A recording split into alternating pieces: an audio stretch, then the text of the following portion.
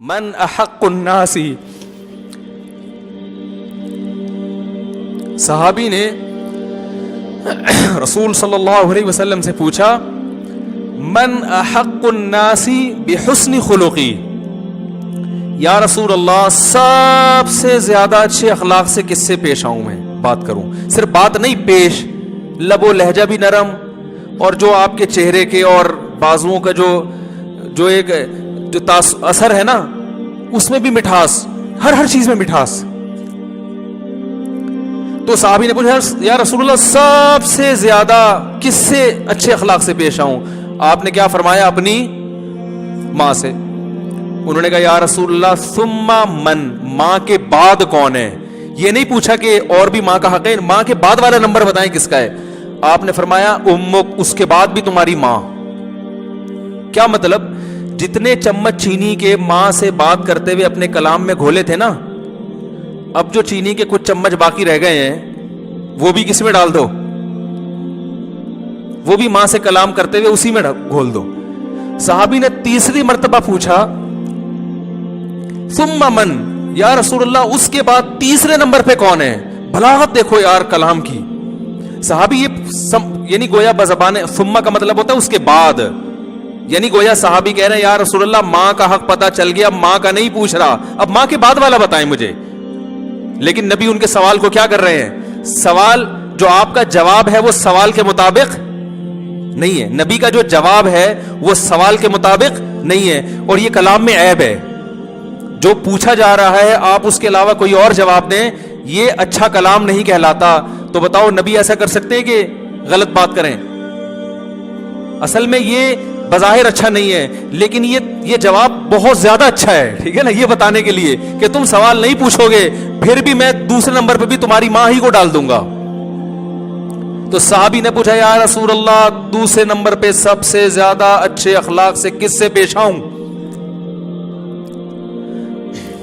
آپ صلی اللہ علیہ وسلم نے فرمایا امک، دوسرے نمبر پر بھی کون ہے؟ ماں۔ پھر صحابی نے پوچھا یا رسول اللہ ثم، چلو دو دفعہ ہو گئی ماں، اب بتائیں ماں کے بعد کون ہے؟ یعنی ماں کے علاوہ تیسرے نمبر پہ کون ہے؟ آپ صلی اللہ علیہ وسلم نے کیا فرمایا؟ امک، تیسرے نمبر پہ بھی کون ہے؟ کیا عجیب انداز ہے ماں کا حق۔ تو ماں سے جب بات کرے نا بچھ جائے انسان، بہت میٹھا لہجہ، بہت میٹھا لہجہ۔ پھر صحابی نے پوچھا یا رسول اللہ ثم من، اس کے بعد؟ فرمایا دوست نہیں، ایئر ہوسٹس نہیں، باس نہیں، گرل فرینڈ نہیں۔ فرمایا اس کے بعد چوتھے نمبر پہ کون ہے؟ ابوک۔ تو بھائی اخلاق تو یہاں سے شروع ہو رہے ہیں۔ ہمارا حساب کتاب کیا ہے؟ باس کے سامنے کڑوی کسیلی برداشت کریں گے، جاب سے نکال نہ دے، کسٹمر سے بہت اچھی طرح سے پیش آئیں گے کہ تجارت میں نقصان نہ ہو۔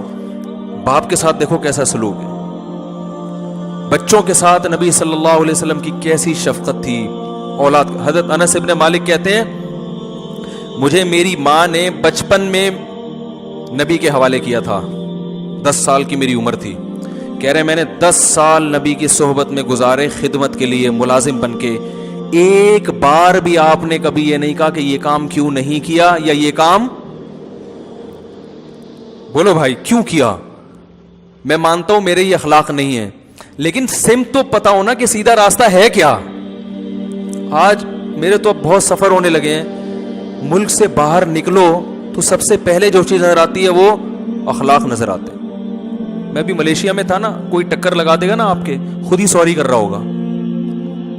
بھائی کسی کو کوئی چلتے چلتے آپ غلطی سے اس کی غلطی ہے، سوری غلطی آپ کی ہے، غلطی آپ کی ہوئی، آپ کو ٹکر لگی، سوری کون کر رہا ہوگا؟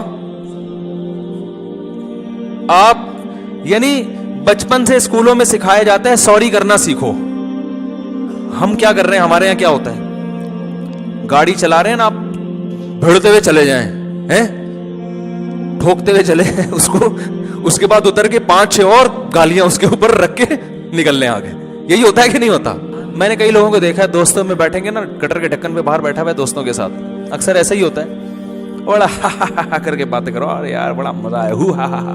جیسے ہی گھر میں آئے گا ایسے لگے گا چنگیز خان کی اولاد ہے. حقیقت سینگ لگانے کی دیر ہے بس. گھر میں ایک دم آتے ہی سیریس بیٹھ جائے گا نا ایک دم. بیگم نے کوئی بات کی تو ایک دم ڈانٹ لگا دے گا اس کو. نہ باپ سے بات کر رہا ہے نہ بچوں سے بات کر رہا ہے تمیز سے, اور آتے ہی یہ چیزیں توڑ پھوڑ.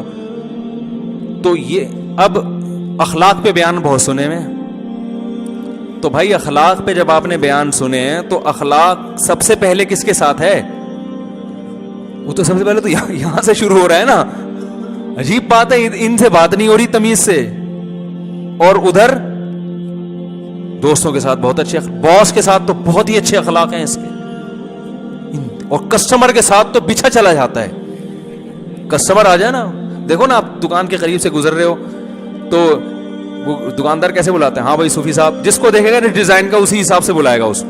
مجھے دیکھے بولے ہاں بھائی صوفی صاحب, کوئی خاتون گئے ہاں جی باجی باجی باجی باجی کرنا شروع کر. آنٹی آنٹی نہیں بولے گا کبھی بھی, آنٹی کبھی نہیں بولے گا. باجی بہن سسٹر گزرنے نہیں دیں گے. آئیے بیٹھیے تو صحیح, بیٹھے تو صحیح. پھر ایک دم تھان کے تھان نکال کے کپڑے کے, وہ ساری دکان آدمی ویسے ہی نفسیاتی ہو جاتا ہے, یار یہ لپیٹے گا کیسے.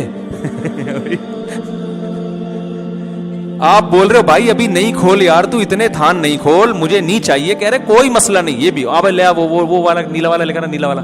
کہہ رہے مولوی صاحب کو میں نے دیکھا یوٹیوب پہ نیلے کپڑے بھی پہنتے ہیں, وہ نیلا والا لے کر, نیلا تھان کھول دے گا.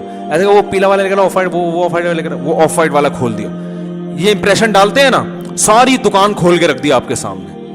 اب بھائی ہم جیسا آدمی تو شرمندہ ہو جاتا ہے, یار اب ہم اٹھ کے جائیں کس موڈ سے یار. بولے گا مجھے لگتا ہے اب میں جاؤں گا تو بولے گا تمہارا باپ اس کو لپیٹے گا.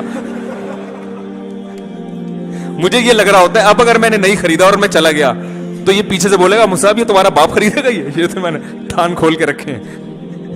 یہی کیفیت ہوتی کہ نہیں ہوتی؟ تو کسٹمر کے ساتھ بھی اچھے اخلاق رکھیں, منع نہیں کر رہے, ٹھیک ہے نا. چائے بھی پلائیں اس کو, لیکن اس چائے میں جو ہے نا وہ والی چائے نہیں ہے. اس میں تو یہ ہے کہ یار 5 روپے اس پہ خرچ کر لو, اگر اس چائے کے بہانے یہ اتنے میٹر کپڑا خرید لے گا تو یہ چائے کوئی مہنگی نہیں پڑے گی. تو سب سے پہلے اخلاق کس کے حدیث میں آتا ہے؟ آپ صلی اللہ علیہ وسلم جب گھر میں داخل ہوتے مسکراتے چہرے کے ساتھ.